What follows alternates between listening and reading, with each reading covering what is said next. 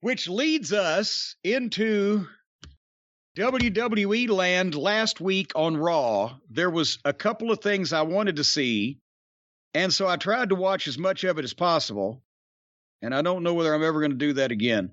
Did you peruse much of Raw this past week? Yeah, the last couple of weeks, what I've been doing is having Raw on in the background, on mute. I have another TV in the office watching things like, that matter, like the Ukraine and different things. And I'll take it off mute when it's something I think I need to hear or something interesting, or if it's just a promo and I want to hear how bad it'll be. For instance, I caught the Austin Theory Vince McMahon thing because I took it off mute. Well, so you had Owens and Seth Rollins on mute. No, I heard some of that. I did hear some of that to start off the show. Well, I wish it was on mute. You were luckier than I was. Yeah. Cowboy Steen, who now suddenly hates Texas. And Austin better pay off, or elsewise Steen's just been out there wearing a fucking sideways cowboy hat like Gabby Hayes for nothing. But Cowboy Steen and his best friend Seth freaking Rollins come out for the live in-ring segment. They're mad because they don't have a place on WrestleMania. Like anybody thinks at this point that these two guys, the level that they're at on the roster, are not going to be on WrestleMania. But nobody needs to believe it anyway because they're all doing it tongue-in-cheek. It's, he's out there, he's doing the business with the cowboy hat. He hates Texas. He stomps the hat. There's never been any explanation what Texas did to Kevin Owens, has there?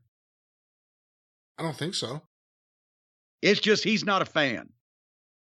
But anyway, they're doing the tongue-in-cheek stuff. It takes forever for anything to happen or for a point to be made on this show. And Rollins and Owens just jack off for a while there. And then the thing is they want to win the tag team title, so they'll be on WrestleMania. So they're in Ohio. They're not in Texas. So the cowboy hat stomping nobody cared, but they bring out the Raw Tag Team Champions Alpha Academy, which is Otis and Gable. And we loved Gable when he was with Jordan. They were in NXT. They had those great matches with FTR, et cetera, et cetera.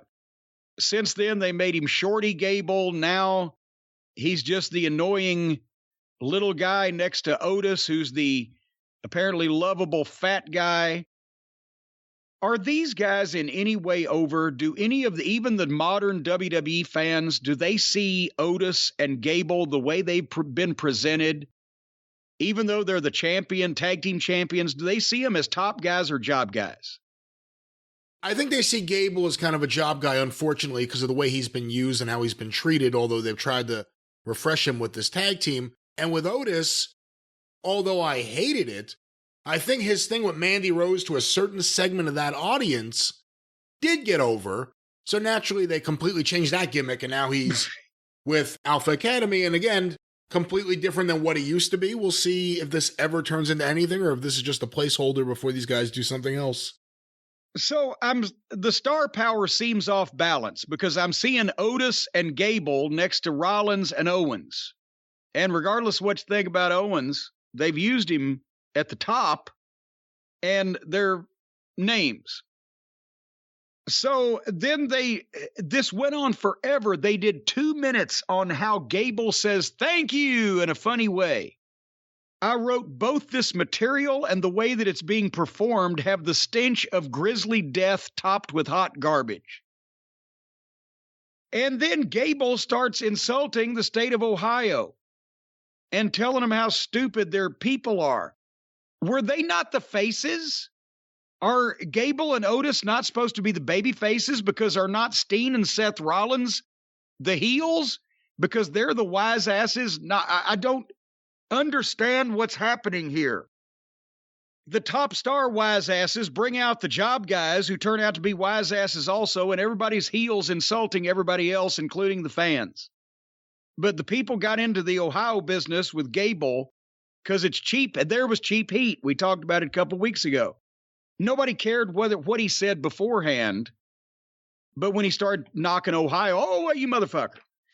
So in response to all this, Owens and Rollins act like Michaels and Triple H in the 90s, just jacking off while the champions are legitimately complaining that they're nobody. Did you notice that they were complaining because they're nobody? And the problem is they're nobody. So Rollins is doing the Joker laugh. Gable starts shooshing everybody. You shoosh, shoosh. And Owens is shooshing back with him. And then Owens gives him a stunner and they go to the break. Just boom, to black like that.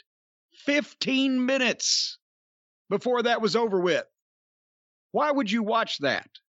What purpose did that serve? I watched it because I thought you may talk about it. And that's the only reason I watched it, so I can keep up with what you're saying.